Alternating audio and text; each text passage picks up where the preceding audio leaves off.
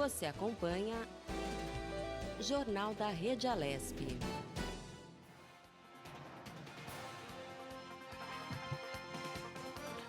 Olá, muito bom dia. Hoje, terça-feira, hoje é 11, né? 11 de fevereiro de 2020. Eu sou Sérgio Everton e este é o nosso jornal aqui da Rede Alesp. Bom dia, eu sou Júlia Stanzioni e aqui você fica sabendo tudo o que acontece no Parlamento Paulista. Jornal da Rede Alesp. Nossas manchetes ao vivo hoje, daqui a pouco, por telefone, o engenheiro agrônomo João Manuel Feijó vai falar sobre a drenagem da água de... Aliás, pelo amor de Deus, né? Acabou São Paulo. As águas de chuvas e novas tecnologias que auxiliam aí a evitar enchentes. E o deputado Adalberto Freitas, do PSL, falou para o Jornal da Rede Alesp sobre os temporais que São Paulo está enfrentando. Jornal da Rede Alesp. Olha, Julie, impressionante. Ontem eu estava em casa, né? Para sair não dá, chovendo o tempo todo. A gente tem, quem puder ficar em casa, né? Evitar de sair de casa. Hoje também continua chovendo em São Paulo. São 3 dias já. 3 dias, é desde Exatamente. domingo, não para de chover. Hoje, menos do que ontem e domingo, mas do mesmo jeito as pessoas ainda não conseguem se locomover pela cidade. Não, o que me impressionou, viu, Cid, que é o nosso Rogério, eu falo Cid porque ele tem os cabelos brancos, parece o Cid Moreira, né? Mas é o nosso Rogério também, que é produtor aqui, exatamente, coordena o jornal da nossa rádio aqui. Ontem, as marginais, eu fiquei impressionado. Caminhão Submerso. chegava a caminhão, hein? Não é carrinho que é pequeno, alto, não. vamos lembrar que é alto. A quase metade da carroceria, né, de água. Era um troço impressionante. Ninguém passava. As marginais, elas tiveram... Muitas ficaram não, e a fechadas, situação, né, se você não é que você caía na marginal, você não chegava na marginal. Quem via do interior, né, olha lá. E a gente está vendo aí as imagens aqui no Jornal da Rede Alesp, olha isso, justamente cara. Ninguém consegue isso ainda ir aqui e vir. dentro, né? Dentro da cidade, ali, Isso. algum bairro aqui de São Paulo, alagado, olha aí. Mas as marginais eu fiquei impressionado. Você que vinha do interior, né? Você não chegava nem na marginal. Já antes de chegar, você e é o não, grande não problema que São Paulo vai enfrentando anos após anos. Quando a marginal, qualquer uma delas, trava, o entorno, as coisas vão... O círculo ali de problemas vai aumentando e as pessoas não conseguem se locomover. E não para, né? A chuva não para, continua. E o que é muito chovendo. maluco é de uma... Assim, em 10 minutos isso acontece. Menos até de chuva, né, Sérgio? Não tem como. A pessoa está no meio da rua, em 10 minutos ela tenta se locomover ali, 1 quilômetro já foi. Já era, olha não só, consegue sair. Nossas informações aqui. A capital paulista registrou mais de 83% da chuva prevista para o mês de fevereiro em apenas 10 dias. Né? Essa informação ontem à tarde, né, do Centro de Gerenciamento de Emergências, o CGE, da Prefeitura aqui de São Paulo. E o próprio CGE já dizia que a média esperada para fevereiro era de 216,7 milímetros. E até ontem de manhã, segunda-feira, já tinha chovido 179,9 milímetros. Choveu quase tudo nesse final de semana, Sérgio. Olha lá, os bombeiros resgatando as pessoas de bote. É um carro. Eles estão em cima de um carro. Impressionante, cara. Eu fiquei realmente... Diz que é o segundo maior temporal desde 1995, se eu não me engano. Então são quase 20 e poucos anos aí. Exatamente. Olha, outra pessoa em cima do carro, porque é onde conseguia ficar. Escorregando, caiu, olha lá. Olha isso. Impressionante. Em cima de uma porta ali para conseguir sair. E é o que você estava falando, o caminhão justamente ali em cima. Coberto. O temporal de ontem ganhou força a partir da primeira hora da madrugada, acumulando aí aproximadamente 3 horas, cerca de 60 milímetros de média na capital paulista. Determinadas regiões registraram aí números acima dessa média. Veja só, a Consolação, 101 milímetros. A Lapa, 98,3 milímetros. Pinheiros, 86,9 milímetros. Butantã, bairro do Butantã, 82,1 milímetros. A Praça da Sé, né, a Sé ali no centro de São Paulo, registrou 76,6 milímetros de água. E atenção quem ouve e vê o Jornal da Rede Alesp, porque a meteorologia prevê que as chuvas continuam moderadas ao longo do dia de hoje, como a gente falava no começo, e o CGE alerta que as chuvas só devem diminuir a partir do fim da tarde dessa terça-feira, então pode acontecer muita coisa até o final do dia, como o Sérgio falou aqui pra gente. Atenção quem for se deslocar pela Exatamente. cidade. Não, Pode evitar, acontecer. né? Procurar conseguir. evitar. Se Mas aí conseguir, se as pessoas precisar. têm compromissos, né? Trabalho, horário de chegada no seu local de trabalho, ou às vezes tem que ir, precisa ir, né, o Rogério, no médico, Ontem eu escutava algumas complicado. informações de que muitas empresas enviaram comunicados para os seus funcionários dizendo: fiquem onde estão, fiquem em casa, quem for vir para a empresa, não venha, fiquem. É o mínimo, né? Você tem que pensar na segurança das pessoas, dos seus funcionários, né? E só para você saber, né, ter ideia o porquê isso aconteceu, o temporal foi provocado pela passagem de uma frente fria pela costa paulista associada a uma área de baixa pressão atmosférica, deixando todas as regiões em estado de alerta. Jornal da Rede Alesp. Pois é, São Paulo enfrentou aí, né? Vem enfrentando aí, nesses últimos 3 dias, essas fortes chuvas, né? Os transtornos e prejuízos foram enormes para a população. É a maior quantidade de chuva registrada no mês de fevereiro em 37 anos. Quase a minha idade. Quer dizer, minha idade praticamente. Choveu aí 114 milímetros entre o fim da tarde de domingo e o início da manhã dessa segunda-feira, né? E aqui no Palácio 9 de Julho, o deputado Adalberto Freitas, do PSL, que tem aí como uma das suas bandeiras justamente a questão de meio ambiente, falou para o Jornal da Rede Alesp sobre o caos que atingiu São Paulo.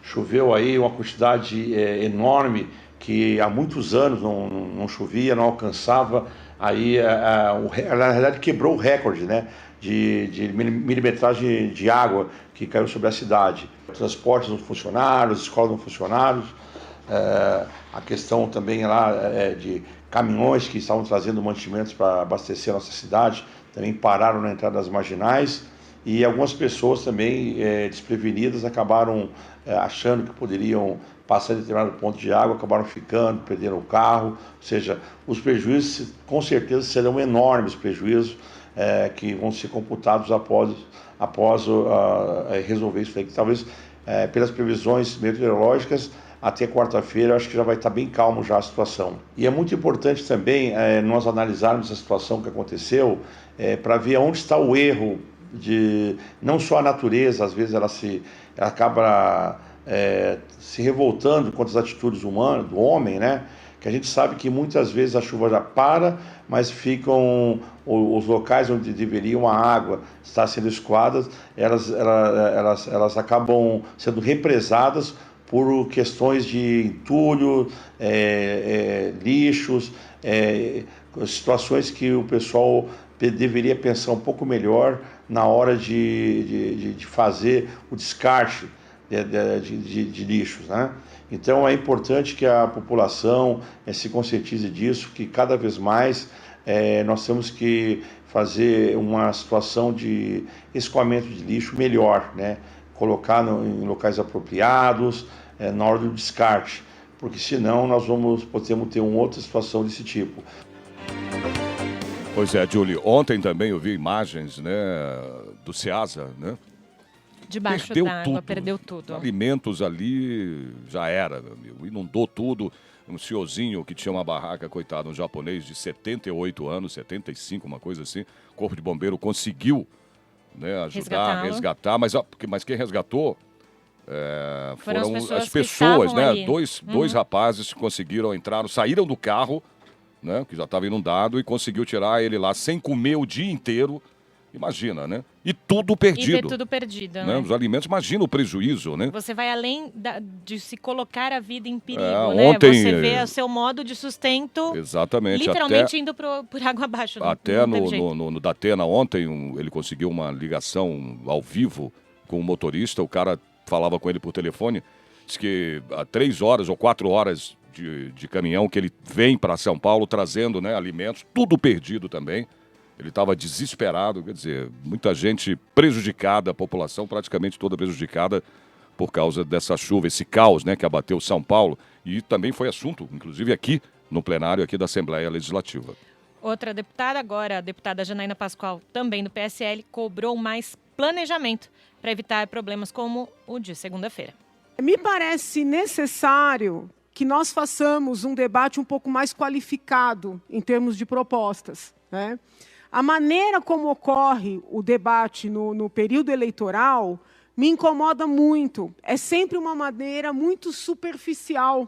As pessoas têm pouca oportunidade de descer aos detalhes dos problemas que precisam ser enfrentados. Quando nós estávamos aqui na Assembleia debatendo aquele empréstimo para as obras no Tietê, eu fui visitar as obras. Eu andei ali, às margens do Tietê, e assim, muito embora haja lá alguns empreendimentos, algumas instalações até bonitas, a verdade é uma só. Ao lado dos parques que foram construídos, existe uma área enorme de loteamento clandestino. O que não dá é para seguir tanto lixo na rua, e não adianta culpar só a população, porque também tem um problema sério, né, no serviço de recolhimento desse lixo. Né?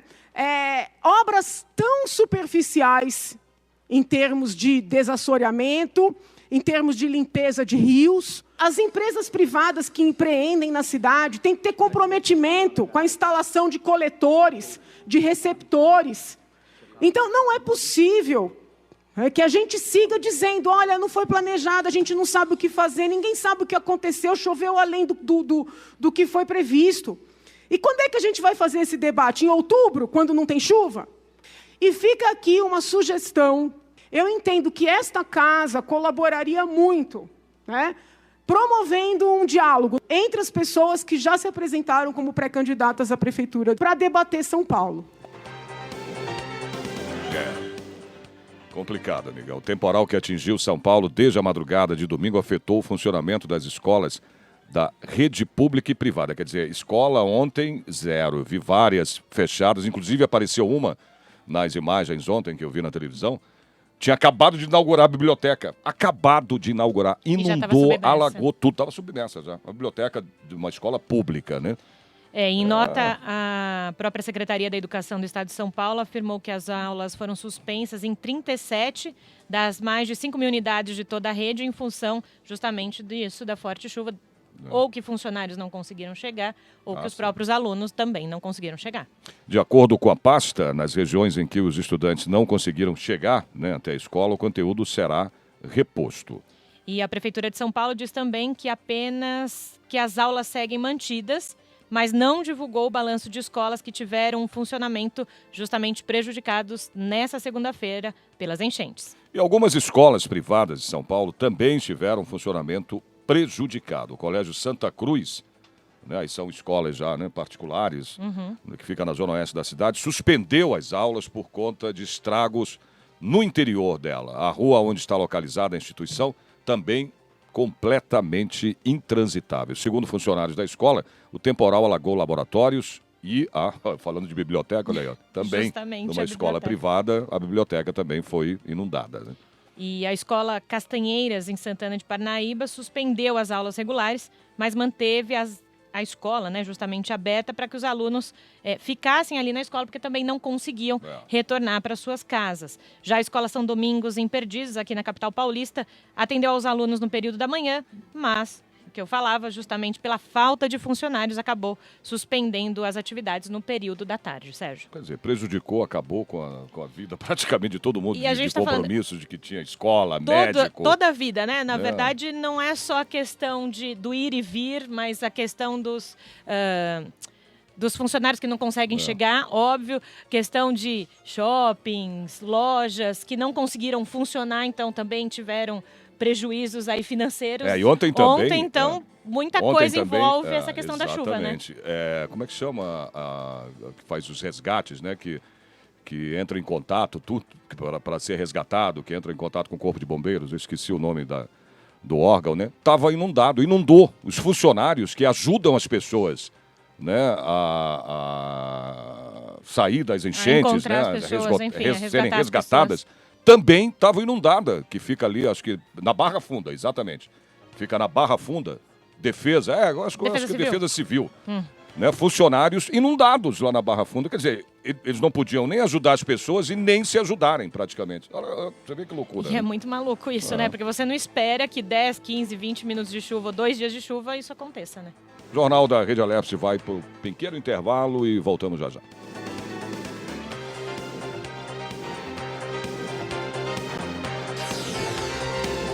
Você acompanha Jornal da Rede Alesp. Estamos de volta, né, Júlio, com o jornal aqui da nossa Rede Alesp, aqui na rádio. Desde o último domingo, uma forte chuva, a gente vem falando, né, desde o primeiro bloco, exatamente, desde o começo do jornal. Uma forte chuva atingindo aí o estado de São Paulo. Ontem, muitas pessoas não conseguiram chegar ao trabalho, é o que a gente estava falando, as escolas, né, também em seus compromissos aí. As enchentes aconteceram em vários pontos aqui da capital. E São Paulo justamente vem sentindo aí os prejuízos da chegada das chuvas. E o desafio agora é diminuir a hipermeabilização na cidade para melhorar justamente a drenagem na cidade, a drenagem urbana. Isso significa o aumento de áreas verdes para absorção justamente das águas. E isso pode ser aplicado nos diversos tipos de construções. Portanto, vamos conversar agora ao vivo, por telefone, com o engenheiro agrônomo João Manuel Feijó. Ele vai falar sobre essa questão que você acabou de citar, né, da drenagem de chuvas e também de novas aí, tecnologias. Vai explicar também para a gente os benefícios dos telhados verdes e como eles podem ajudar na prevenção, evitando aí enchentes. Bom dia, João Manuel. Bom dia. É o Sérgio Ever que está falando, a Júlia aqui, a minha companheira, né, do jornal, também está aqui ao lado. Já de cara eu queria te perguntar o seguinte, ontem até eu, inclusive, saindo de casa, uma árvore gigante, né, estirada no chão lá, caindo em vários pontos aqui. Eu queria saber o que pode ser feito, né, para evitar esse tipo de problema, porque chove, ainda mais como choveu em São Paulo, vem chovendo em São Paulo há 3 dias, né? O que pode ser feito para que isso não aconteça, né? Então, a questão da chuva é um elemento, vamos dizer, que sempre existiu, sempre aconteceu. Não, é claro. O nosso ambiente, é como as coisas estão. Tá? Agora, de fato, o que nós podemos fazer em relação a isso, né, é combater justamente o mal, vamos dizer, a origem disso aí, que é a própria impermeabilização dos solos e dos edifícios, que foi feito em prol da urbanização, o lugar onde nós vivemos. Né? Bom, isso há 50, 100 anos atrás não era um problema, não desse tamanho. Né? Ele passou a ser à medida que essa pressão urbanista cresceu. Né? Mas também a novidade, vamos dizer, a parte, é que junto com isso também surgiram tecnologias que podem fazer a volta nisso aí. Né? Quer dizer, não no sentido de voltar ao passado, que é uma coisa que nós não conseguimos, Sim. mas como nós podemos adaptar a nossa construção e fazendo disso ainda uma situação, uma cidade melhor ainda. Então, eu trabalho, vamos dizer, dentro dessa área de desenvolvimento, pesquisa e desenvolvimento de produtos para essa construção que nós chamamos de biofílica, né? Então, nós olhamos, é um biomimetismo na própria natureza. Nós olhamos o que a natureza faz no sentido de armazenamento dessas chuvas, né, e procuramos fazer igual. Então, partindo disso, nós desenvolvemos um sistema que é um sistema hidropônico. Ele retém a água da chuva, nós chamamos o sistema azul e verde, né? O objetivo é que ele faça não só a retenção, o atrasamento, vamos dizer, desse volume de água para evitar que ele vá diretamente aos bueiros e à parte do pluvial, né? E como também favorecemos também as coberturas um ambiente verde, que seriam através dos telhados verdes, nós chamamos o nosso ecotelhado. Oi, João, bom dia, aqui é a Júlia Stanzioni, tudo bem? Bom dia. Justamente falando dessas questões dos telhados verdes aqui na cidade de São Paulo, a gente vê alguns prédios comerciais que têm isso, na própria Prefeitura de São Paulo, o último andar tem esse telhado verde. Conta para o nosso ouvinte, para quem está vendo a gente, justamente como é que funcionariam esses telhados verdes, em que efetivamente ele melhoraria para a cidade que vive cheio de concreto nessa questão de tentar evitar possíveis enchentes. Bom, em primeiro lugar, não são todos os telhados verdes que fazem essa captação, esse amortecimento de água de chuva. Né? É necessário, claro, todos os telhados reservam água até um determinado ponto. Mas, evidente, se choveu ontem e hoje chove de novo, o telhado está saturado, ele não vai mais fazer esse atrasamento, né? Que nós chamamos de amortecimento de água de chuva. Mas a questão é o volume de nós chuva também, né, João? Isso já há 15 anos, é um sistema hidropônico onde ele tem dois níveis de reserva, um que reserva para a planta e o outro que faz o atrasamento em até 12 horas do volume da pancada de chuva. Ou seja, acontece a precipitação, né? E ela armazena por um tempo, por esse perfil de 12 horas, e lentamente vai baixando, então, essa parte do amortecimento de água de chuva. O problema é o volume, né, João? O volume de água... A gente não consegue prever justamente isso, né? Exatamente, como nesses 3 dias aí em São Paulo. Ele acontece como os telhados convencionais, vamos dizer, eles são... impermeáveis, e claro, deveria ser para não deixar passar água, mas eles deixam correr a água imediatamente, não tem nenhum tipo de retardo. Choveu, já está no pluvial, né? Então, é claro, o pluvial é muita água para pouco escoamento e aí vai dar enchente, né? Agora, se em cima dos telhados, ou até mesmo nos pátios, através dos pavimentos permeáveis, e nós temos também outros produtos, são jardins de chuva. Esses jardins de chuva, eles fazem uma retenção, ou seja, um vazio que se cava mesmo embaixo do próprio jardim, né, que ele vai captar e aguardar, vamos dizer, a infiltração no solo, ela leva um determinado tempo, e a chuva não, ela é imediata, né, então faz com que haja um escoamento superficial. Então, dessa forma, através dessas tecnologias, nós vamos adaptando, então, a nossa cidade, os lugares, né.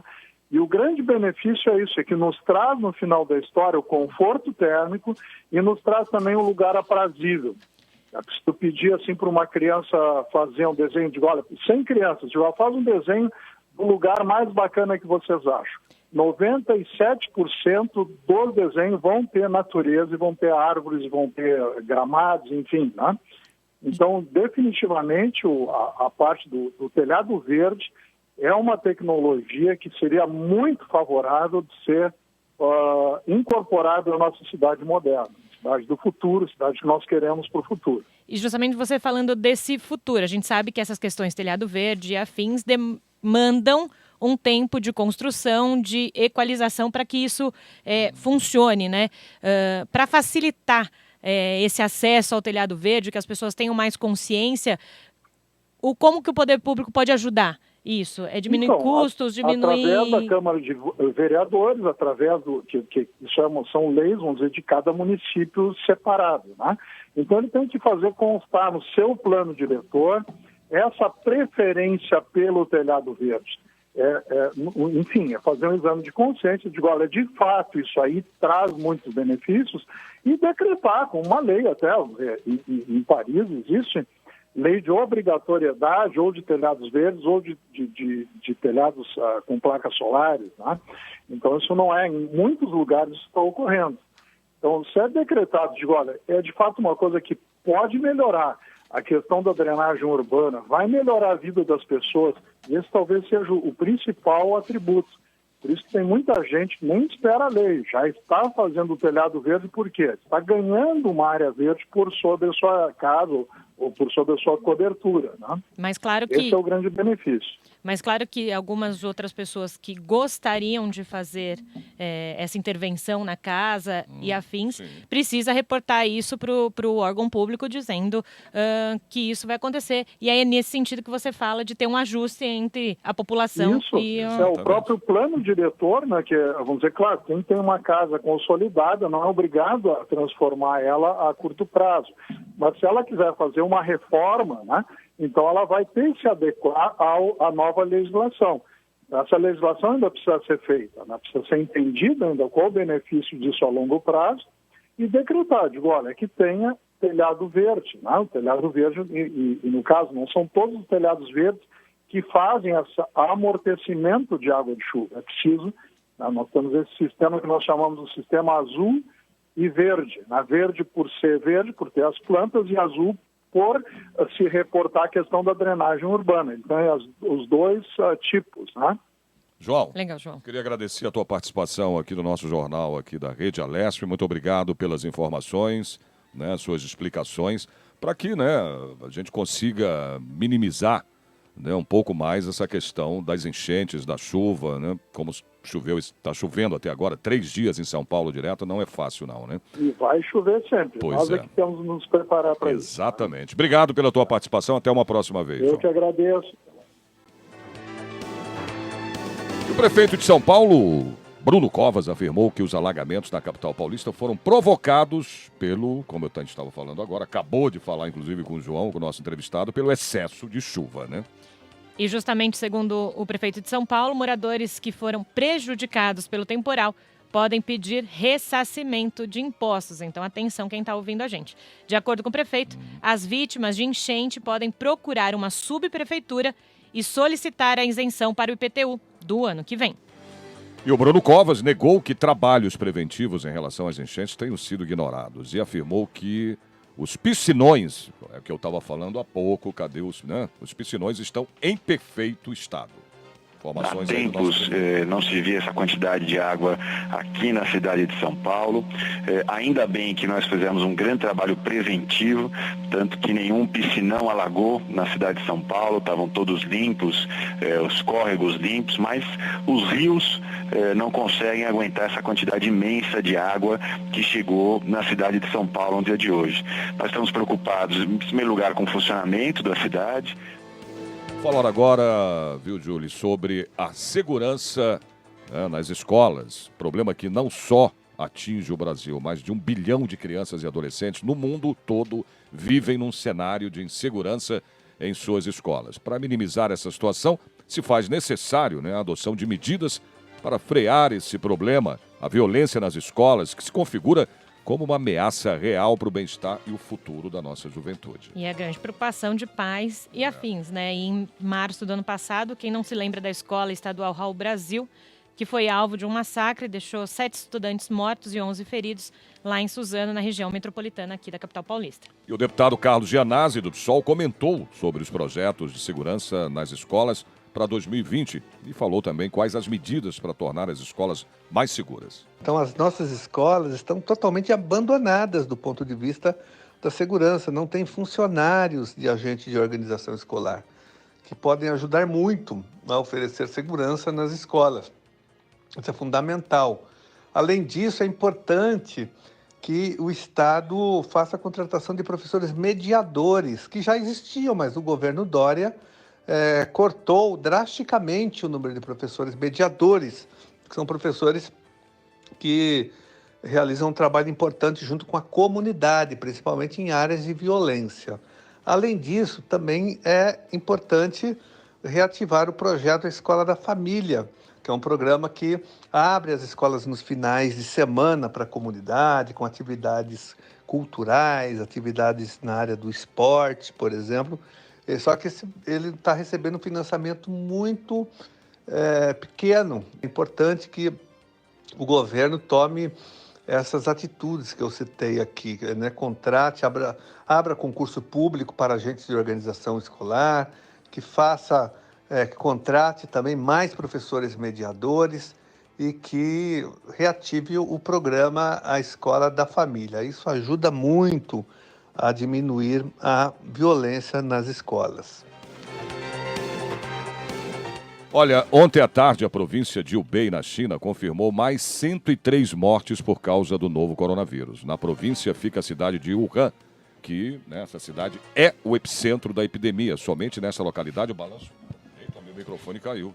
O balanço aponta 67 mortes. Com a atualização dos dados, o total de mortes chega a 1.017, hein? E o pior, a província chinesa ainda confirmou outros 2.097 casos de pessoas infectadas pelo vírus e o total de casos confirmados subiu para 42.332 casos. 332 pessoas. O Ministério da Saúde informou ainda ontem, né, que 7 casos suspeitos do novo coronavírus são investigados aqui no Brasil. Desde o começo dos alertas, o Brasil já descartou 32 casos suspeitos. Nenhum ainda foi confirmado. Graças a Deus. Mas precisa ser monitorado, não tem jeito.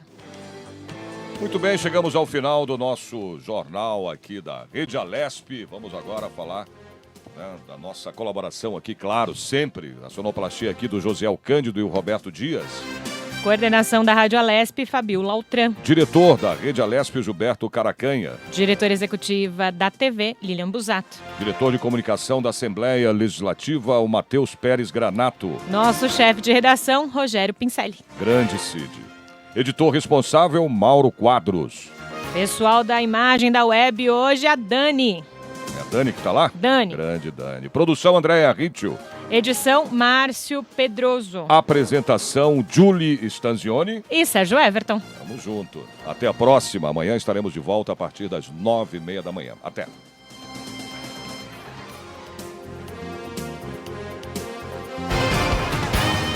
Você acompanhou o Jornal da Rede Alesp.